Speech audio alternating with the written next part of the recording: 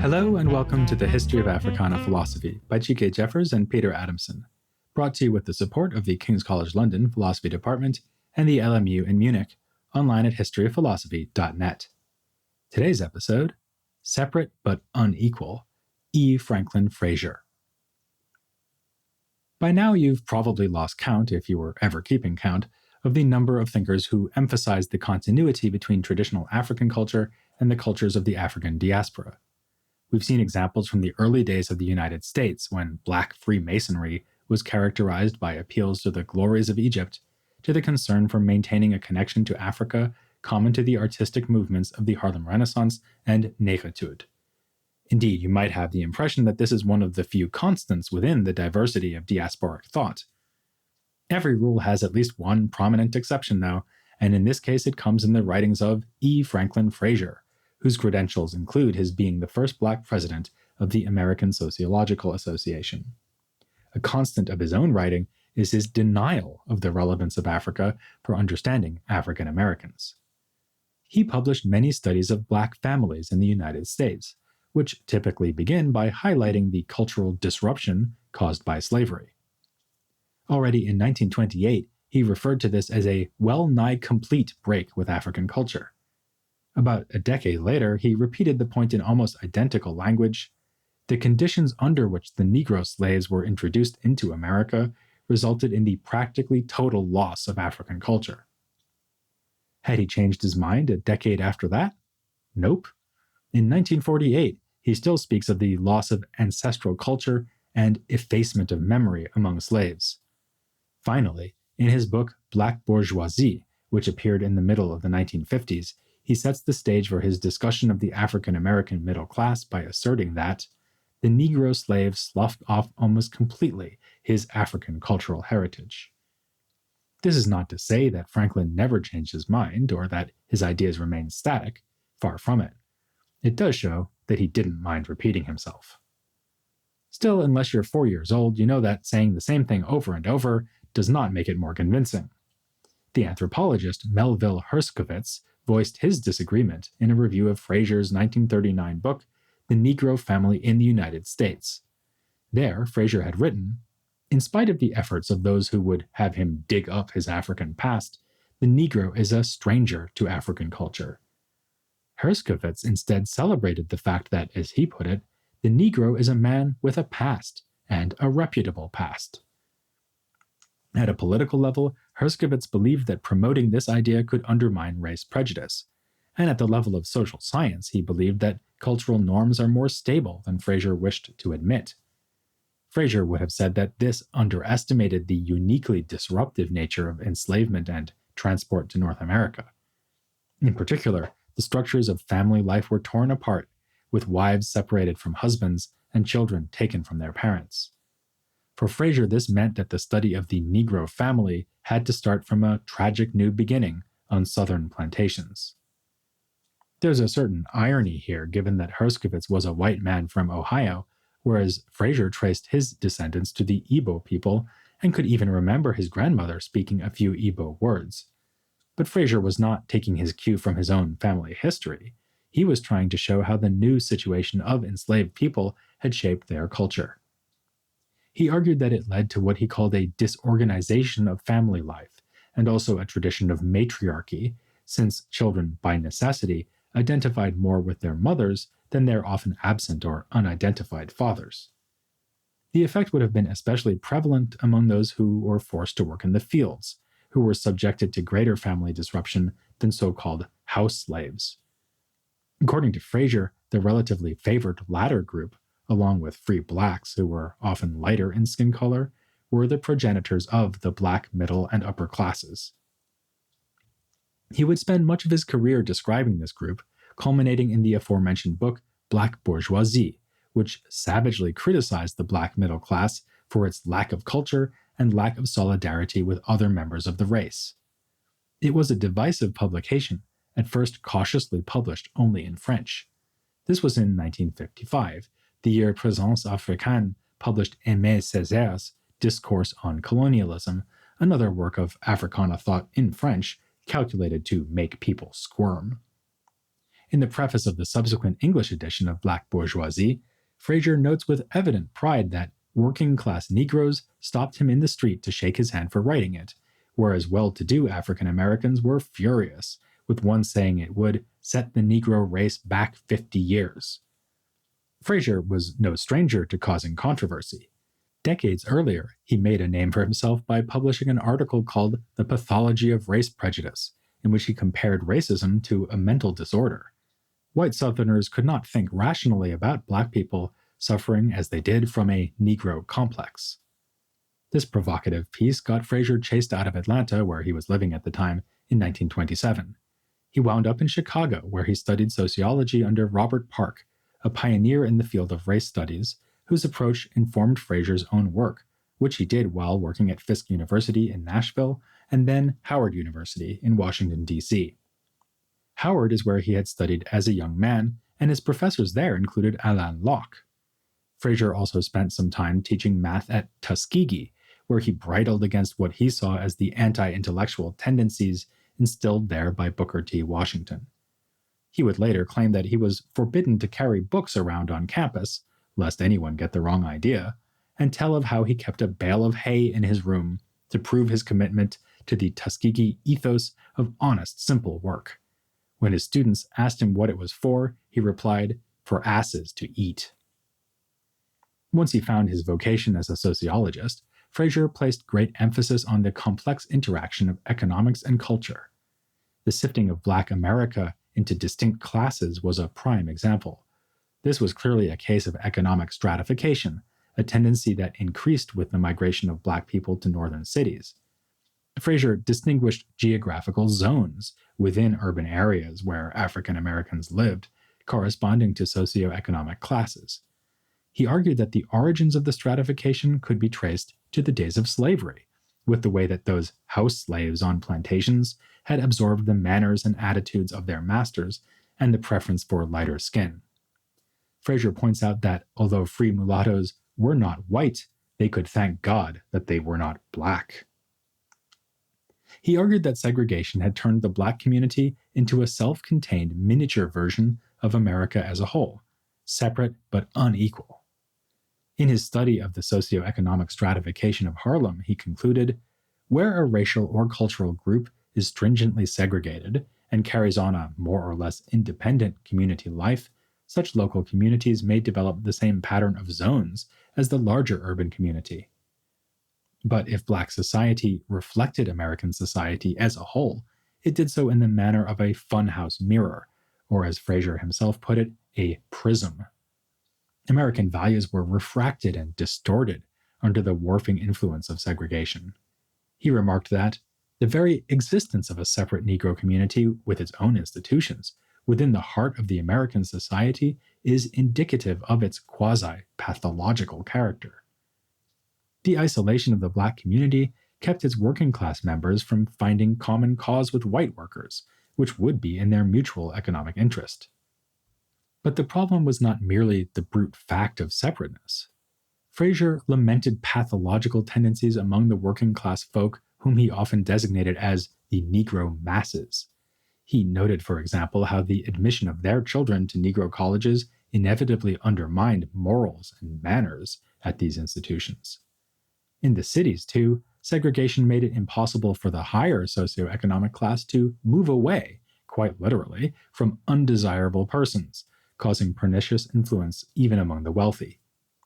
These elitist comments have not aged well, nor has his basic assumption that Black people make gains in civilization through participation in the white world. Yet there was a lasting contribution made in that same book, or rather in Frazier's career-long criticism of middle-class Black society and its failure to contribute to racial uplift. Here, his point was fundamentally anti-elitist, as he charged Black professionals with abandoning the less fortunate members of their race. Early in his career, he saw them in terms of the classical Marxist notion of a bourgeoisie, as would-be industrialists, and you can see how his experiences with the economic aspirations of Tuskegee might have encouraged that thought. But soon enough, he came to realize that the black middle class were properly recognized as white-collar workers and small business owners. They rejected the traditional culture of the black masses, formed on the plantation and bound strongly to religion. Inevitably, Frazier mentions the Negro spiritual as a typical expression of this traditional worldview. Instead, the black bourgeoisie adopted the goals and values of white America, forming a powerful commitment to capitalism and even an aesthetic preference for white racial features. Anticipating a famous part of the autobiography of Malcolm X, Frazier mocks the way that publications aimed at the black middle class are full of advertisements for products to straighten hair and lighten skin. Instead of showing real solidarity, the middle-class Negro pretends that he is proud of being a Negro while rejecting everything that identifies him with Negroes. Frazier goes so far as to say that middle-class blacks display the mark of oppression more than the lower-class Negro, who found a shelter from the contempt of the white world in his traditional religion, his songs, and in his freedom from a gnawing desire to be recognized and accepted. To which you might say, what's so awful about wanting to be recognized and accepted? Wasn't this precisely the goal of integration? Frazier's answer here is nuanced. For starters, he distinguishes different ways that African Americans might try to merge with white America: amalgamation, acculturation, and assimilation. Amalgamation would be simple race mixing through reproduction. Acculturation is what it sounds like, adopting cultural values from whites, which, as we've seen, he takes to be characteristic of the black bourgeoisie. True assimilation would go further by eliding all racial differences.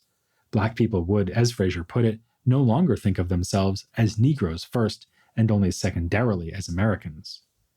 But none of these captured Frazier's hopes for the black community. He wanted to see integration, of course, but claimed that this should not mean annihilation, self-effacement, the escaping from identification. So this is a have-your-cake-and-eat-it view. Frazier wanted black Americans to benefit economically from integrating with wider American society, while retaining and taking pride in what was distinctive to them as a group.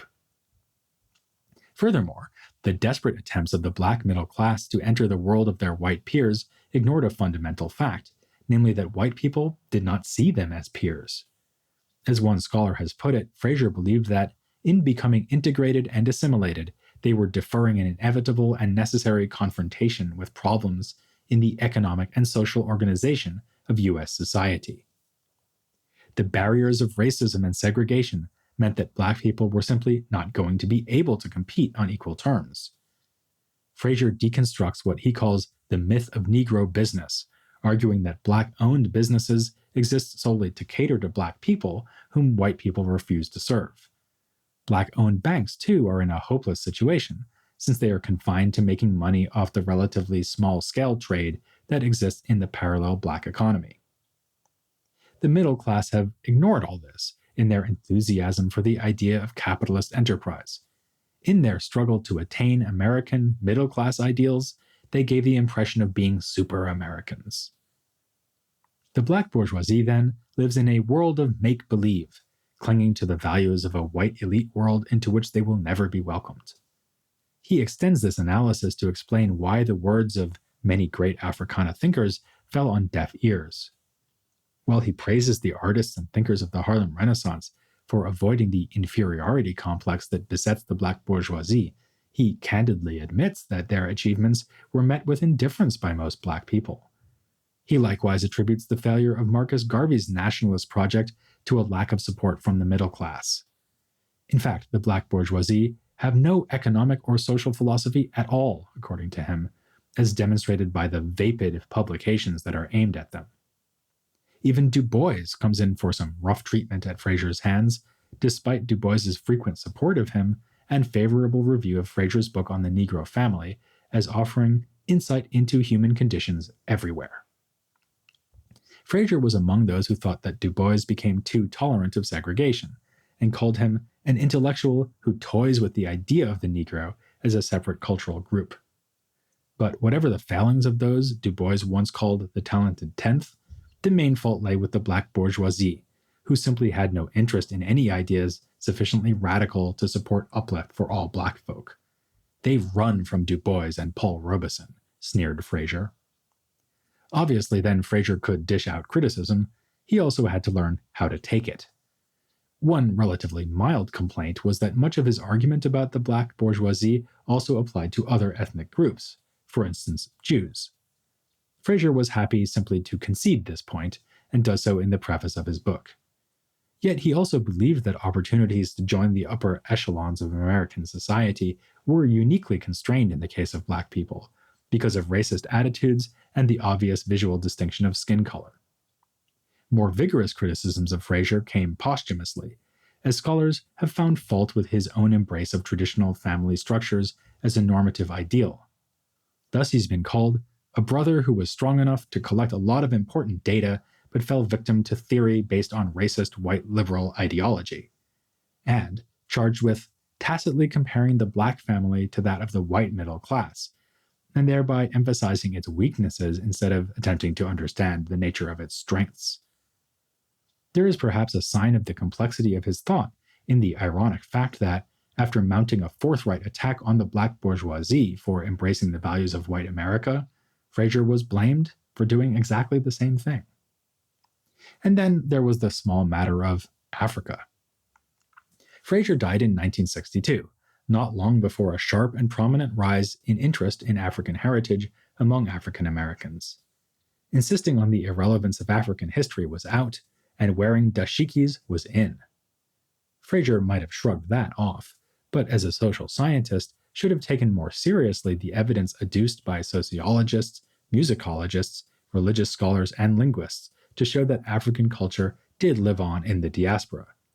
An example might be Lorenzo Turner, an ally of Herskovitz, whose research showed continuity between African languages and the dialects spoken among the Gullah people, islands of South Carolina and Georgia. But it would be very wrong to suppose that Frazier was not interested in Africa at all. One of his first attempts at social science, written as a young student, was a paper on family structures in East Africa. He would go on to join the Council on African Affairs in 1941, shortly after Paul Robeson became its chairman. Frazier spoke out in favor of the non-aligned movement, in which African countries, among others, set themselves up as a third force outside the polarized opposition of the Cold War. He deplored the erosion of traditional African values by modernization and white domination, and admired African intellectuals of his own day for fighting against this tendency. Unlike their American counterparts, these were true leaders who prioritized the mental, moral, and spiritual rehabilitation of the African. Though he did not think that African culture was crucial to the history of African Americans, he was convinced that the African Americans of his day could look to Africa's present for a model of effective leadership of the sort that was so lacking in America. Eloquent testimony to this is a present given by Frazier himself. He bequeathed his personal library to Kwame Nkrumah, the philosopher and leader of Ghana. We're going to follow his lead in episodes to come, when we discuss Nkrumah and a number of other African thinkers from the middle of the 20th century. Next time, though, we're going to consider a scholar who had his own ideas about turning to history. We've already had a chance to talk about his book, Black Jacobins, a famous analysis of the Haitian Revolution, back when we dealt with that seismic event in Africana history. But that was only part of the earth-shattering achievement of C.L.R. James. We quake in anticipation of telling you all about him in the next installment of The History of Africana Philosophy.